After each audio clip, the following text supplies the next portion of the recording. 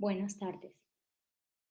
En el contexto de media varianza, creamos los portafolios eficientes que conformaban la frontera eficiente para dos activos. Ahora vamos a tener un pool de activos más grande y queremos seleccionar entre ellos cuáles van a conformar mi frontera eficiente. En este sentido, Markowitz en el 52 hace claridad que él se va a enfocar en el cómo hacer la selección, la conformación de portafolios eficientes, pero en el qué o cuáles acciones escoger, él no va a responder a esa pregunta porque se la deja al inversionista. Sin embargo, se han utilizado diferentes medidas para hacer objetiva la selección de las variables. Algunas provienen de la estadística, otras provienen del área de las finanzas. Les voy a plantear 4 y vamos a hacer un ejemplo con la primera de ellas. Entonces, la primera es el coeficiente de variación, que es la razón entre retorno y riesgo, y lo que hace es medir la relación entre el tamaño de la media y su variabilidad, medida esta variabilidad a través de la desviación estándar. Entonces, el coeficiente de variación de los retornos de una acción son los retornos promedios dividido entre la desviación estándar de estos promedios. Ahora bien, en el año 1963, Sharpe plantea lo que denomina la razón de Sharpe y es un indicador que mide el exceso de rendimiento por unidad de riesgo que se deriva de una inversión. Entonces tenemos una acción, su retorno esperado, el promedio. A ese retorno esperado calculamos el exceso frente a la tasa libre de riesgo. Este sería el exceso de rendimiento. Y lo hacemos respecto a la unidad de riesgo que es utilizada eh, como la desviación estándar de la acción. Entonces, si la tasa del libre de riesgo fuese 0, estaríamos en el coeficiente de variación. Por otro lado, Traynor en el 65 plantea un indicador que mide el exceso de rendimiento de un portafolio diversificado por unidad de riesgo sistemático o no diversificable. Entonces, el exceso de rendimiento es el retorno esperado de la acción menos la tasa libre de riesgo. Ese es el denominador, pero ahora la medida de riesgo que utiliza es el beta de la acción y así mide lo que denomina la razón de Traynor. Finalmente, el alfa de Jensen mide el exceso de rentabilidad obtenida por el mercado para un nivel de riesgo sistemático dado.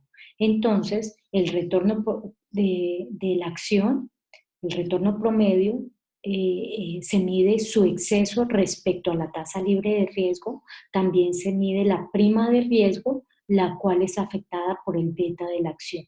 Así se calcula el alfa de Jensen. Estos 4 indicadores, muchachos, les pueden servir para tomar decisiones de cuáles acciones tomar para una inversión. En particular, tengo aquí el ejemplo, tengo 20 acciones, ¿cierto? Para un periodo de 250 días. Entonces, voy a calcular y escoger de estas 20 acciones, yo quiero tener solamente 10 que me conformen mi portafolio eficiente. Entonces, no sé cuáles escoger, voy a utilizar uno de los indicadores que hemos visto en la presentación. Primero que todo, voy a calcular los retornos logarítmicos. Procedo a copiar una hoja a la que le voy a denominar retornos. Sabemos que para calcular los retornos el primer día se pierden porque no tengo el día anterior para hacer el cálculo y calculo el logaritmo del precio del día 2 sobre el precio del día 1. Calculado este logaritmo lo copio así para todos los días. Y estoy lista para calcular, voy a colocar aquí los títulos de las acciones, listo,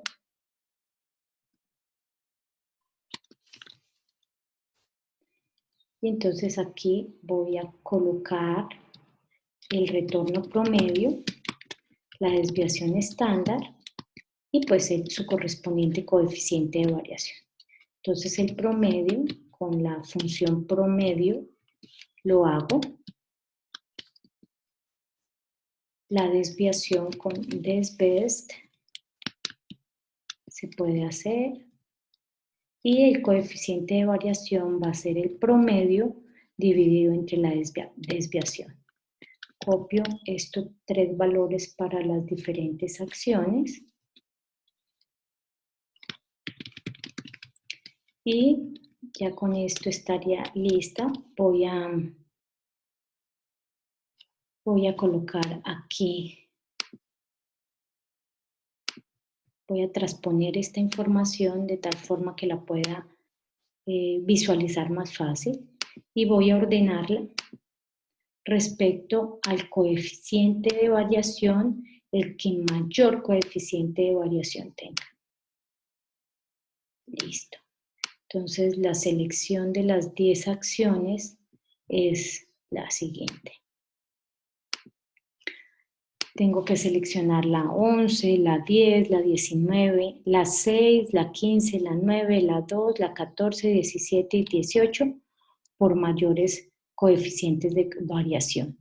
Y con estos van a estar, por estas acciones van a estar conformadas los portafolios eficientes que van a ser parte de la frontera eficiente.